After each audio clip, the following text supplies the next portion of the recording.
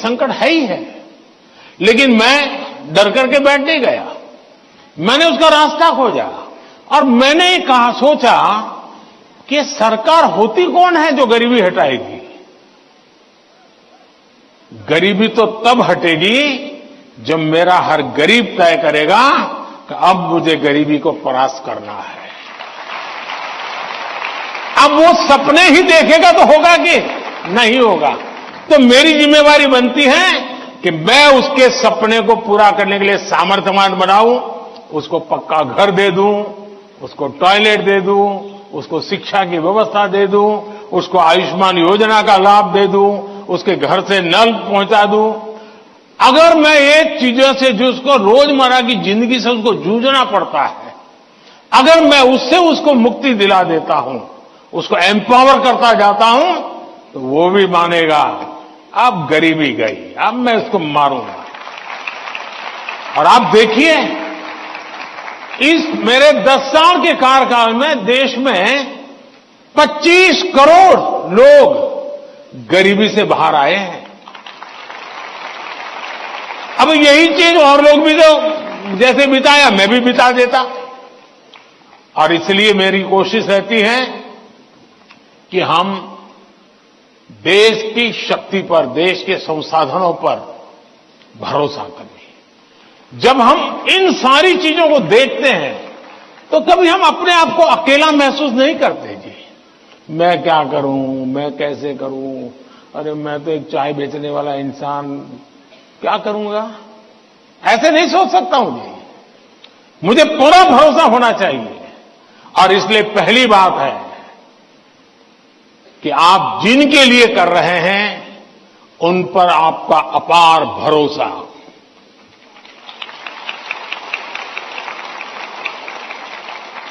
दूसरा, आपके पास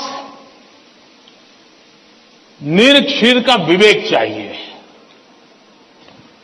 कौन सा सही है, कौन सा गलत है, कौन सा आज जरूरी है, कौन सा अभी नहीं, बाद में देखेंगे। आप प्रायोरिटी तय करने का सामर्थ्य चाहिए।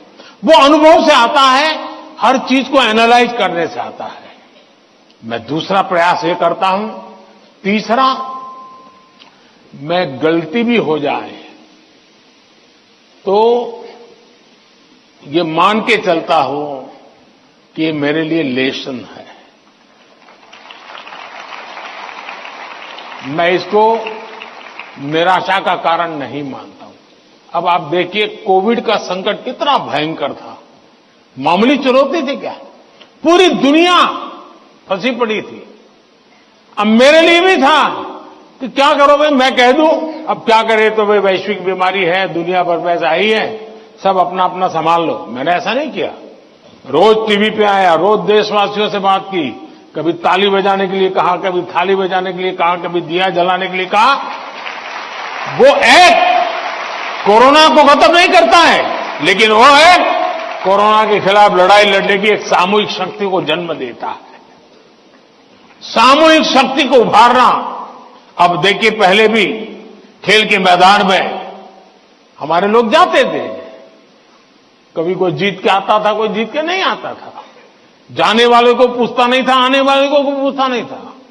मैंने कहा भले 3 मेडल के जीत के आएंगे, लेकिन मैं उसके ढोल पीटूंगा। तो धीरे धीरे करके 107 मेडल लेने का सामर्थ्य उन्हीं बच्चों में से निकला। सामर्थ्य तो था। सही दिशा, सही रणनीति, सही नेतृत्व का परिणाम लाता है। जिसके पास सामर्थ्य है उसका सही उपयोग करना चाहिए। और मेरा तो गवर्नेंस का एक सिद्धांत रहा है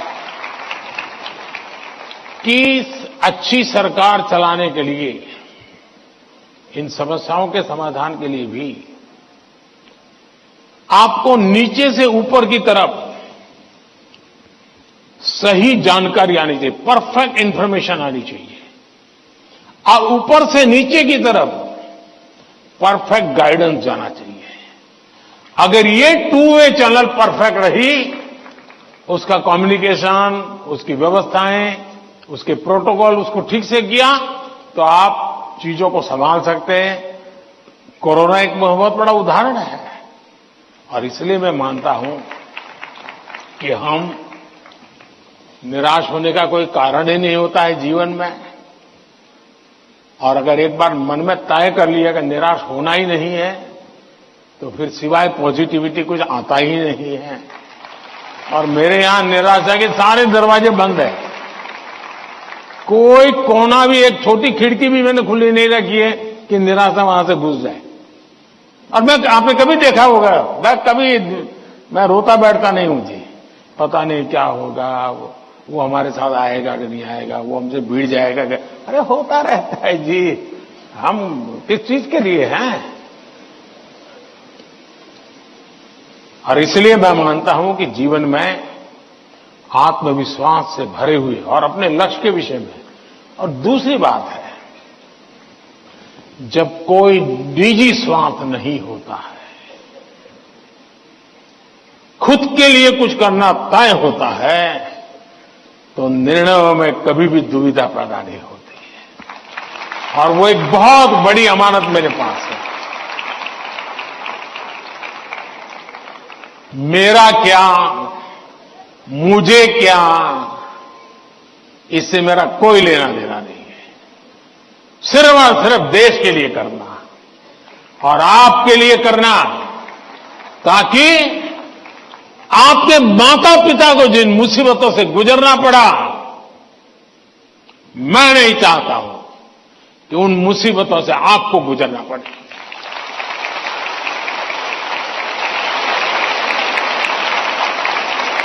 हमें ऐसा देश बना करके देना है दोस्तों, ताकि आपके भावी पीढ़ी को भी, आपके संतानों को भी लगे कि हम ऐसे देश के अंदर और पूरी तरह खिल सकते हैं, अपना सामर्थ्य दिखा सकते हैं। और ये हमारा सामूहिक संकल्प होना चाहिए, ये हमारा सामूहिक रिजॉल्व होना चाहिए, और परिणाम मिलता है।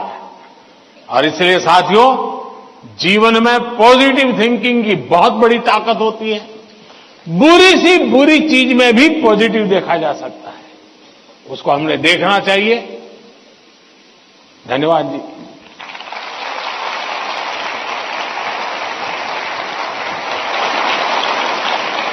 पीएम सर, आपने अत्यंत सरलता और सरसता से हमारे सभी प्रश्नों का समाधान कर दिया। हम, हमारे अभिभावक और शिक्षक सदा आपके कृतज्ञ रहेंगे। हम सदा एग्जाम वॉरियर रहेंगे, वरियर नहीं। धन्यवाद माननीय प्रधानमंत्री जी। हो गए सारे सवाल। कुछ परिंदे उड़ रहे हैं आंधियों के सामने, कुछ परिंदे उड़ रहे हैं आंधियों के सामने, उनमें ताकत है सही और हौसला होगा जरूर। इस तरह नित बढ़ते रहे तो देखना तुम एक दिन, तय समंदर तक कम फासला होगा जरूर, तय समंदर तक कम फासला होगा जरूर। आप लोगों ने देखा होगा कि ये बच्चे भी जिस प्रकार से एंकरिंग कर रहे हैं, आप भी अपनी स्कूल कॉलेज में सब कर सकते हैं, तो उनसे जरूर सीखिएगा।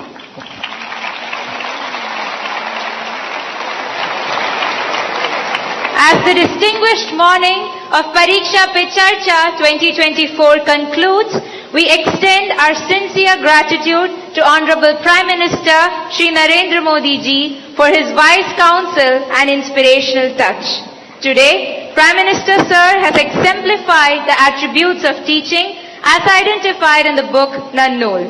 His suggestions have resonated and ignited the spirits of myriad of students, teachers and parents across our nation. Thank you once again, PM Sir.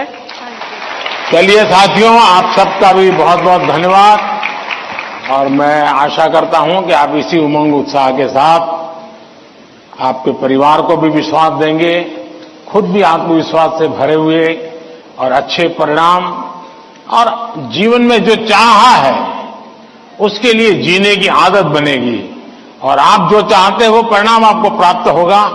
मेरी आप सबको बहुत बहुत शुभकामनाएं हैं। धन्यवाद। आइए, चलिए।